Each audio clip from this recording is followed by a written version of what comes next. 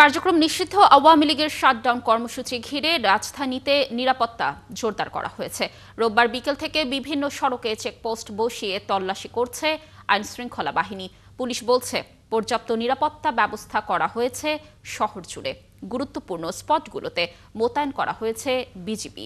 জুলাই মানবতা বিরোধী অপরাধে শেখ হাসিনার রায়কে কেন্দ্র করে 2 দিনের শাটডাউন কর্মসূচি দিয়েছে আওয়ামী লীগ। বিস্তারিত সাজিদ সরকারের প্রতিবেদনে।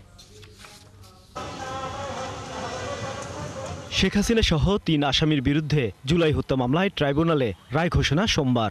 দিনটিকে কেন্দ্র করে পলাতক আওয়ামী লীগ নেতারা সামাজিক যোগাযোগ মাধ্যমে সারা দেশে শাটডাউন কর্মসূচি ঘোষণা করেছে 16 নভেম্বর। পুলিশ বলছে রাজধানী সহ দেশের বিভিন্ন স্থানে কয়েকদিন ধরেই নাশকতার চেষ্টা করছে দলটি। বেশ কয়েকটি জায়গায় ককটেল বিস্ফোরণ সহ অগ্নিসংযোগের ঘটনা ঘটেছে। তবে 2 দিনের শাটডাউন কর্মসূচির প্রথম দিনে ঢাকায় যান চলাচল ছিল স্বাভাবিক। বিকেলের পর থেকে রাজধানীর বিভিন্ন মোড়ে মোড়ে আইনশৃঙ্খলা বাহিনীর নিরাপত্তা বাড়ানোর চিত্র দেখা যায়। এ সময় বিভিন্ন সড়কে যানবাহন থামিয়ে চলে তল্লাশি।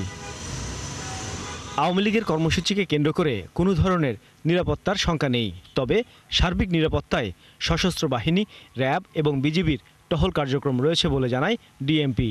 পর্যাপ্ত প্রস্তুতি রয়েছে এবং আমরা সেই নিরাপত্তা ব্যবস্থাটা বলবৎ রেখেছি।